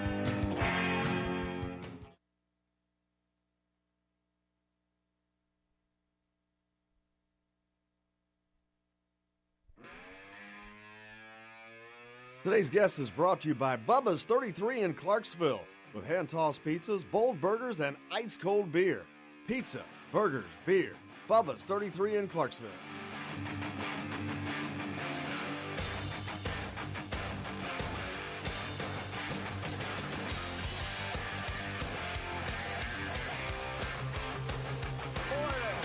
Just to the strike. AJ with 12 points. Come on, make the first. 2 shots coming. Make the first. Moye, first one in the air. Good! Yeah! Come on, AJ. Moye's got 13. He has one more shot coming. He can make it a 2-possession game with 11 seconds. He eyes. He flies. Moye with 14. That's the great call of Don Fisher back in the day, 2002. Indiana taking on an undefeated Duke team with A.J. Moye at the stripe, of course, and we're still trying to get in touch with A.J. right now. Hopefully we'll have him on here in a second. But, man, I remember that day so vividly. I don't remember things very well, but I was fortunate to be at those games in Lexington where they took place at Rupp Arena, Indiana, and the first game down there taking on the defending champion Duke Blue Devils at the time were ranked number 1 with Carlos Boozer in company. In Indiana, the ragtag unit led by Mike Davis. Knock off those guys. Unbelievable. I remember that's the only game I've ever given myself a headache from screaming. Literally. I remember that distinctly. But fun days back in Indiana basketball lore is 2002, the last time Indiana's made it to the Final Four, as a matter of fact. And a very surprising time for them to do that then under Mike Davis. There was so much turmoil going on. It was still in the shadows of the firing of Bob Knight. Just a crazy time. Unfortunately, it's like we're not going to sleeping in. We'll have to chastise him and get him on again tomorrow. But we'll continue to try to get AJ on. But hit us up on the text line with any comments you may have, 812-269-6367. As Indiana now prepares to take on the Butler Bulldogs Saturday up at Bankers Life Fieldhouse in Indianapolis, another pretty good challenge for this Indiana team, something that they could, again, add to their resume for the end of the season, NCAA tournament resume. As last year, they didn't have enough of those type of wins one of the reasons they didn't get in to the NCAA tournament last year. They had a solid win in this on this day last year over Notre Dame, which would probably be the only serious decent win they had all season. And did Notre Dame end up making the tournament last year? I think so, yeah. Because I remember when was it Bonzie Colson that got hurt, and they lost a lot of games. I couldn't remember if they made it in or not. I believe they did, yeah. But yeah, it seems like Indiana always has a tough time in this Crossroads Classic. Well, it's for because you got reason. good teams in there. Yeah. I mean, Butler is not exactly a shabby program. They've been to 2 national championship finals over the last, in the last decade and a half. So, and you've had a litany of unbelievable coaches there, starting with Brad Stevens, that Thad Matta, just a ton of nothing but great coaches there. So that program is on solid ground, and it has been for quite some time. So, and then you add in the fact that you're playing Notre Dame, another team that's been playing very, very well here of late, especially since they started playing in the ACC. So they're playing tough teams every year in that deal, no doubt about that. But it's just something that you got to get done and get through and get those wins on the board. Yeah. Easier said than done, though. Well, if it was easy, everybody could do it. True. And that's the difference. And with everything in life, if it was easy, everybody could do it. Well, everybody can't do it. That's why everybody doesn't get into the NCAA tournament. Sometimes it just seems that way. Tim texts in the show. He asks any info on quarterback recruit Lance Legendre. He decommitted from Kansas. IU was top 5 to get him. Well, no, I wish we'd have had that question a minute ago with Matt on. That would have been a great one for him. But I don't have that. That's something that I do want to talk about specifically, though, next week is the quarterback situation, because that is a situation Indiana has to land a quarterback. It's not because they don't have – it's not about next year, but that's about – you've got to have competition. Yeah. You've got to have guys pushing guys. And they don't exactly have that right now. You go back to the year before last, you got Richard Lago, and then the guy pushing him is Peyton Ramsey. Well, you've got to have more competition. You've got to have the ability to say, hey, is this as good as it gets? With Peyton Ramsey, the answer was yes. That's as good as it got. That's as good as in their mind that they had, although that was because they were wasting Michael Penix at the time. But there should have been someone over Ramsey is the thing. That's where their gap was missing. Ramsey was a sophomore. There should have been a junior or senior quarterback on this team. But there wasn't. That's where the gap missed. Matt talked about it shows up 3 years. Well, 3 years ago, they didn't recruit a quarterback. They didn't get a quarterback to have in there. And that's why it shows up and it hurts, because they should have had an experienced quarterback last year or this past season. They should have a senior next season. They don't. So, yeah, they're off on that recruiting cycle and trying to make up for lost time. It's hard to do, especially when that position is at the quarterback position. And you can see how, not that you need to be shown, but it's the quarterback position is about as important as it gets on a football team. Yeah. And when that position is suspect, your team is suspect. And that's exactly what has happened the last 2 seasons for Indiana, and that's why they end up 5-7. You don't have an experienced quarterback. You go from Nate Sudfeld, who's playing in the NFL now and had been the quarterback for 4 years, to not having a worthy backup, to not having a guy who's being tutored under him. Huge problem. And it showed its head this year. Yeah. And you said quarterback's arguably the best position, or most important. It is, absolutely, hands down. I mean, if you don't have a guy who can go out there and be a field general and lead your team and make the plays that need to be made, that's your team's in a lot of trouble. I mean, we saw that this past year. I mean, Indiana, we were talking about coming into the season, should have been an 8-4, 7-5 team at worst, but they didn't have quarterback play. Man, I'm disappointed that we couldn't get AJ on this morning. Todd Leary is on the program on Friday. We'll definitely be previewing and getting ready for the Butler game on Saturday. Get us caught up on that tomorrow on the show. You got Terry Hutchins, of course. We'll talk to Grant Absith. We'll get caught up on the Pacers. Pacers are doing kind of well. Yeah. Without Victor Oladipo. Maybe they're finally learning how to play without him. Yeah. I don't know, but we'll certainly find out. Might be back tonight. There's a chance. Well, that would be good for them. Certainly good for them, as they could use that. Who they play tonight? I believe Milwaukee, the Bucks. Certainly can get him back fast enough, that's for certain. But Indiana, as they get this week off, what changes are there that maybe we can see Saturday? Will we see a different team? Not that there needs to be a lot of differences, just elevated. How does this week off help them? Not having to play teams in between. Are they able to get much done, though, because it's finals week, especially with these freshmen? This is the first time they've ever gone through a finals week. It's not high school anymore.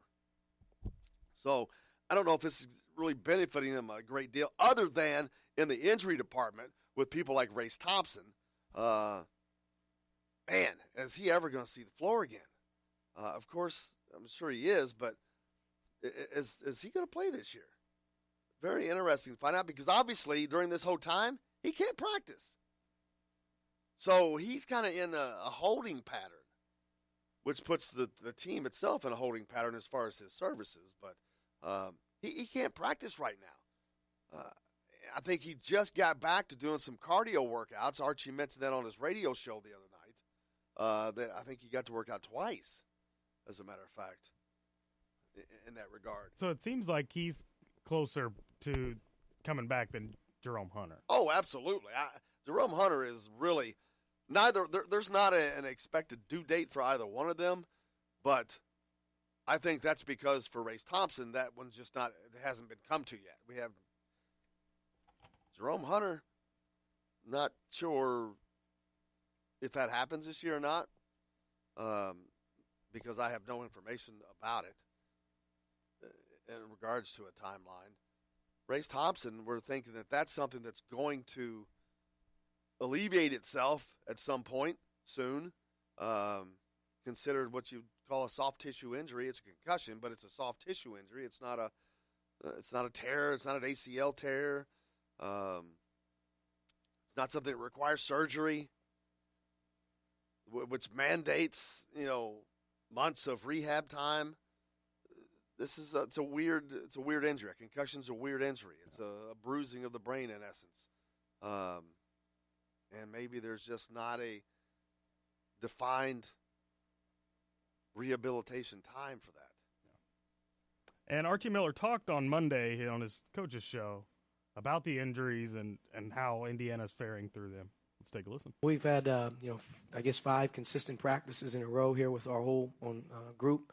Not that everyone's feeling good or not dealing with their own ticky-tack stuff, but, right now we're probably getting as good as we can. Zach started to get his feet under him. I thought he played a pivotal role in the second half defensively for us against Louisville, and he's back in practice, going good, and he feels good. Devontae obviously has had a couple of thigh contusions in his leg, and he's battled back hard to get back into the play, and we're hopeful that he doesn't have any setbacks as well. But for the most part, knock on wood, most of our guys right now are doing the job in the training room and with Tim Garl, and they're spending the extra time in recovery when we can. This is a week where we've already told them it's going to be a practice week. This is a week that we got to take advantage of.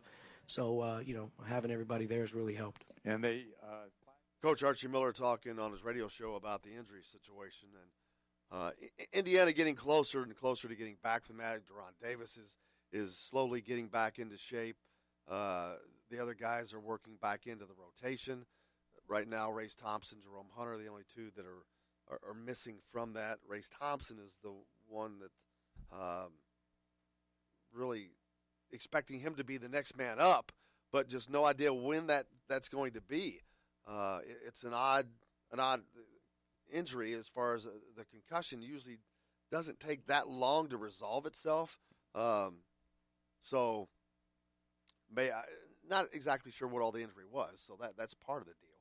We don't know why it's taken quite as long as it seems to be taking. But it's a shame because this is the guy who redshirted last year. We've never seen play really. Yeah. I mean, barely seen him play on the court. And Heard a lot about him, and it's a position that Indiana could certainly use some help with. That left side, strong side, you got Juwan Morgan and Justin Smith who have been filling the bill, and Deron Davis has been adding to that. But Evan Fitzner, who we thought was going to be helping out a little more than he is, not providing quite the firepower that I expected at least. Mm-hmm. Maybe that'll change. Again, this is early December. A lot of things are going to change. The basketball is going to pick up. The frequency of the basketball is going to pick up. This is a great time for them to work on things. Unfortunately, and that's what most teams do, but unfortunately Indiana's been so hurt that they can't work on those as well as all the other teams are doing, and you fall behind a little bit. Yeah. You got to make up for that. Guys have got to do extra. This guy's got to fill in here. You've got to get more from this guy, and I think that caught Indiana off guard. Guys weren't giving what they needed to be giving for whatever reason when those injuries hit, and it caught Indiana a little bit. And I think they're catching up to it. Justin Smith definitely has turned things around with the consecutive 9 rebound games, a 9-9 game last time. Hopefully that continues. Deron Davis, like I said, continues to improve his conditioning. He's adding more and more quality minutes. He was 3 of 4 from the field last week in less than 14 minutes. Great performance by him. And then Romeo, of course, is just becoming more and more Romeo right now. He's growing into that role of being the guy, being the scorer. He's back to being the straw that stirs the drink on the team, and what he is quite accustomed to being. It just took him a while to find that comfortability of that role on this team. Part of that, I think, he was thrust into it a little sooner because of the injuries. But now I think he sees – that's one of the questions that I asked him in the press conference last week. The first thing was he seemed to make that assertion off the bat last week. Indiana got off to a slow start, and you could see Romeo really trying to make some things happen. And he did. He got to the line a lot, and he gets to the line a lot. He shoots more free throws than anyone in the Big Ten. He drew 10 fouls in that last game, which is a new stat that I see they're keeping. Yeah. And I think that's going to continue because that's what Romeo does. He's so deceptively quick. I still see so many comments on social media, people talking about, well, Romeo looks like he's just half motion. Romeo looks like he's too lackadaisical. Well, that's because Romeo looks that way, but I got news for you. If you ask the guys that are on the court if he's lackadaisical, they're going to say, no. Yeah. That's why he keeps getting fouled, because they're a step behind, because they can't stop him, because he gets there first. He's getting fouled so much because he's a little quicker than you think he is. He gets that corner turned, and it's hard to see from TV. I really believe that. There was one angle I saw one time. I was like, oh, wow. He went around a guy, and he just, whoop, it was so quick. So trust me, he may look like he's lackadaisical, but I assure you, he is far from that. Yeah. There's a reason why he's drawing so many fouls, because he is a lot quicker than you think. Well, that's pretty much going to wrap it up for us today. We've got a lot coming up the rest of the week. Terry Hutchins on tomorrow, Grant Afseth, Todd Leary on Friday as well. We'll preview the Indiana Butler game. But that's going to wrap it up today. For Justin Kalen, thanks a lot. I'm Jim Coyle, and I'll see you on the radio.